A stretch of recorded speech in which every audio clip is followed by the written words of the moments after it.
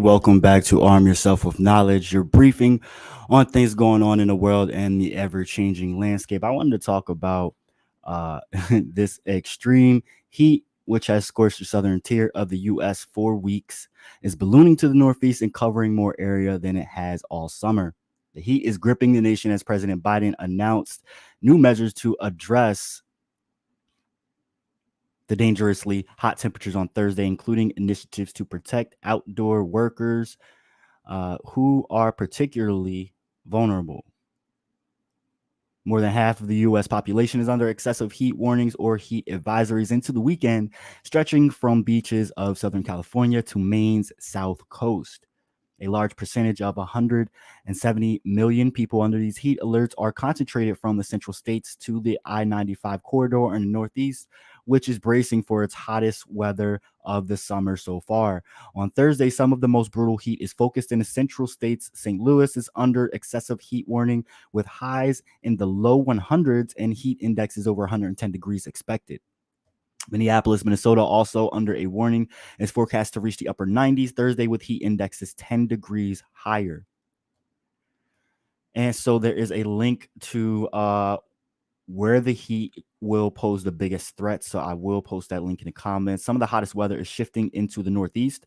Another heat warning runs from Philadelphia to New York City through Friday for highs in the mid 90s to around 100 degrees and heat indexes of at least 105 degrees. A dangerous heat wave will begin Thursday for much of the I 95 corridor, the National Weather Service wrote Thursday. Quote, it is imperative that residents in the Northeast and Mid-Atlantic practice heat safety this week as the hottest stretch of the summer begins on Thursday and continues through Saturday, end quote. The heat wave will affect areas in the Midwest and Northeast that haven't seen much extreme heat this summer, but it will be short-lived as the heat is forecast to retreat in these areas by late this weekend. Meanwhile, in the South and Southwest, which have roasted since late June, the punishing heat shows little sign of relenting. Into the weekend, the most intense heat compared with normal temperatures will reside over the Midwest, lower Great Lakes, Ohio Valley, and the Mid-Atlantic, where high temperatures will peak in the mid-90s to around 100. In these areas, it will feel several degrees hotter because of the humidity. A handful of record highs are threatened Thursday. According to the Weather Service, Washington could come down to its calendar day record of 100, as could several other locations in the Mid-Atlantic and Northeast.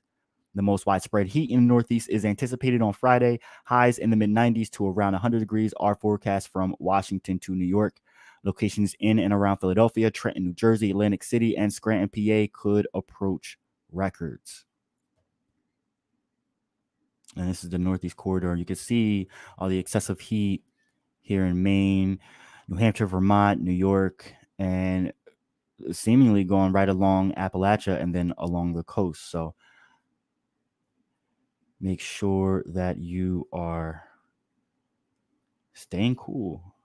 All right, so here's the link via Washington Post. 114 million people in the U.S. may be exposed to dangerous heat today. 103 to 125 degrees. I'm going to post the link to this in the comment section for y'all to check out and read on your own accord. There you go.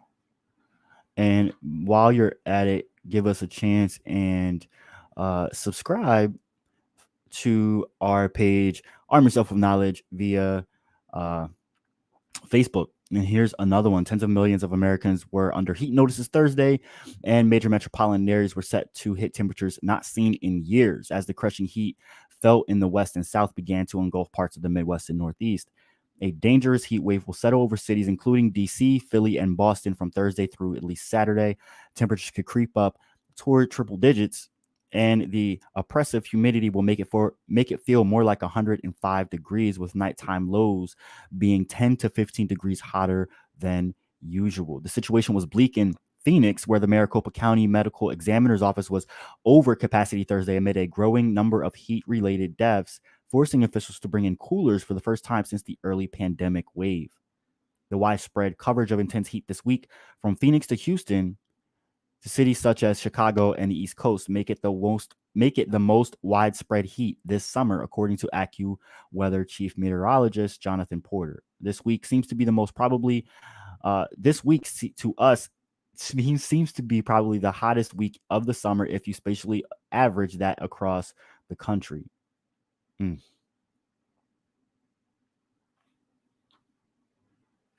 Also, in other news, Black Americans are under attack, says members of CBC. Black Americans are under attack, says members of the Congressional Black Caucus Thursday, arguing that a slew of efforts from Republicans across the country are an assault on their rights. Black people are under attack, but we are not victims and we are not powerless. CBC Chairman and Representative Stephen Horsford said at a Thursday press event from the Capitol, quote, our fundamental rights are under assault and our very history is being denied, but we will not stand by quietly as it happens. We will never give up when so many people are counting on us to fight for them, end quote. The last month, GOP-led state legislature in Alabama denied a Supreme Court order to create a second majority Black district, as did the legislature in Louisiana. In Florida, new education guidelines have been approved by the State Board of Education that require students to be told the benefits people earn because of skills learned as slaves. Representative Maxwell Frost, the youngest elected member of the House, blasted his home state for the guidelines. Quote, we have a far-right governor and legislature that literally wants to erase us. The goal is to condition this generation to white supremacy because they see this generation is pushing against this far-right wing fascist ideology.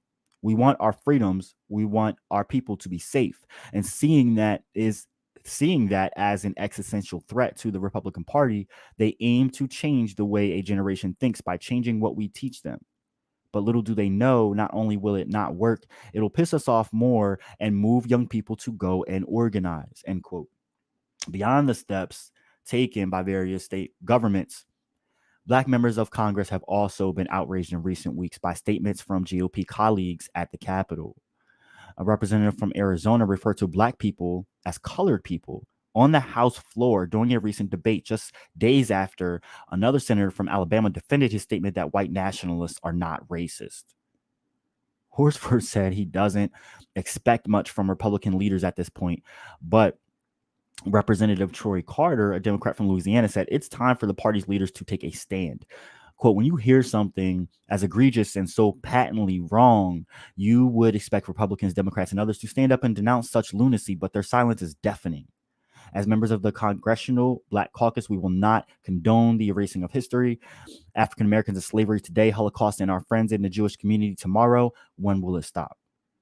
I call out for all people to stand up against this, not just Black people, but everyone, because what we expect from Kevin McCarthy and our leaders, particularly those who would attempt to ascend to the highest office of the land, stand up. Stand up against bigotry, stand against racism, stand against hate, stand against xenophobia, stand up for what's right, not what's politically expedient. End quote. The CBC has issued a list of demands, which include asking the Department of Justice and the Department of Education to investigate education policies. Members of the CBC met with Education Secretary Miguel Cardona on Wednesday to discuss Black history policies. The caucus also issued formal letters to Cardona and Attorney General Merrick Garland and has met with the White House on the need for a very aggressive legal strategy. Quote, let me be clear. Black people did not benefit from slavery. We built this country. Our literal blood, sweat, and tears were squeezed out of our souls to build roads and bridges, construct beautiful mansions and government buildings, including this very Capitol and the White House. When you lift up Black people or Black America, you lift up everybody. We will not allow this ban on Black to endure. Posting this article in the comment section for y'all to check out.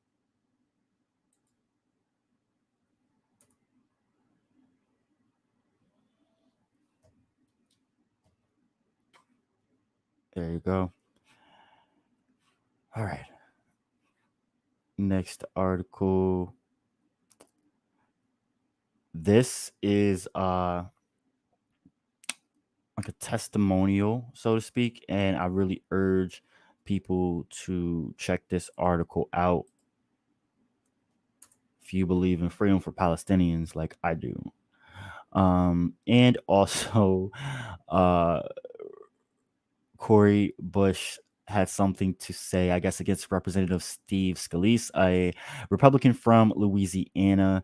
I'm going to go ahead and play this clip for y'all real quick. Just give me 1 second.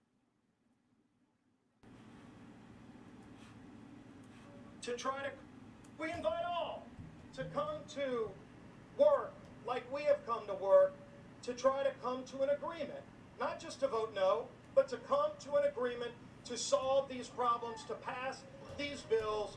If both sides won't, we still will do that work. And I would yield one more time to the gentlelady. Be in order. Mr. Speaker, the House is not in order. The House will be in order.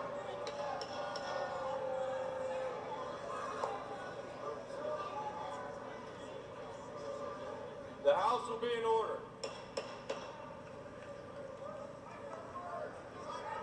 Are those even what's talked about?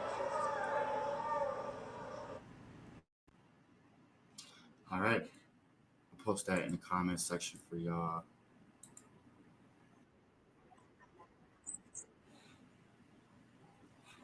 So check this out. This is nothing new. This has been going on for decades, but I did want to highlight on it because this is happening in other places too. Black residents in a South Carolina town are renewing their push to throw up a roadblock to the state's plans to literally pave over their neighborhood. Officials at the federal and state levels are still moving forward with the planned Conway Perimeter Road, a 4-lane thoroughfare that, as currently imagined, would demolish at least 6 homes and bisect the small majority black town of Sandridge. That's despite the South Carolina NAACP filing a complaint with the Federal Highway Administration a year ago, arguing that the road would displace several elderly residents. Now residents are speaking out, and the whole episode is a reminder of the decades of damage done to Black communities via the building of the nation's interstate highway system. Quote, "I didn't think I'd ever have to leave that land," said Bobby Ann Hemingway Jordan, as she told the Guardian this week. "All the memories I've got, all the love, the things that happened on that property, they couldn't pay me enough for that." End quote. The money she was offered for her 3-bedroom home is only enough to purchase a 1-bedroom apartment in the nearby community where she moved earlier this year. Quote, "They are destroying everything that was given to us by our parents and foreparents who just wanted to give us a community, to give us a place to call home," said Representative Cedric Blaine Spain, who advocated against the building of the roadway, told The Guardian, "Our legacy, it means nothing to them." In 1965, President Dwight D. Eisenhower signed the National Interstate and Defense Highway Act, unleashing a wave of new infrastructure projects. While the highway system crisscrossing the United States is viewed as by many as a shining achievement, a quick peek below the gravel reveals a much darker story. For decades, the United States highway system has been built on the ruins of Black homes and communities. In Montgomery, Alabama, a member of the Ku Klux Klan intentionally routed I-85 through a Black neighborhood that was home to civil rights leaders, including Rosa Parks, as a form of punishment. And in Miami, I-95 was directed through once booming Black neighborhoods of Obertown, displacing tens of thousands of residents. While white suburban communities thrived in the wake of the interstate highway boom, Black communities were left to pick up the pieces. And while all of this might sound like ancient history, the same cycles have continued to repeat themselves. The Biden administration has made connecting Black neighborhoods destroyed during the 50s and 60s a public part of their infrastructure strategy. But stories like the one out of South Carolina are a stark reminder of how easy it is to go backwards. So here's the full article via The Root, and I will go ahead and post that in the comment section for y'all too.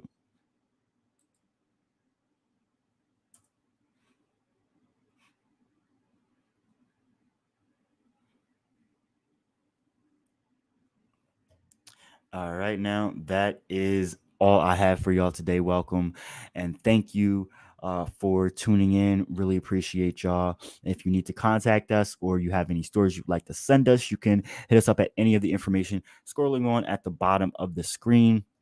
Don't forget to join us next time where we'll be informing you again and, of course, aiming you with more knowledge. Make sure you subscribe to the podcast on YouTube and other streaming platforms like Spotify. We're available on Spotify, the Leon Block, and also the Urban Conservative. Be blessed.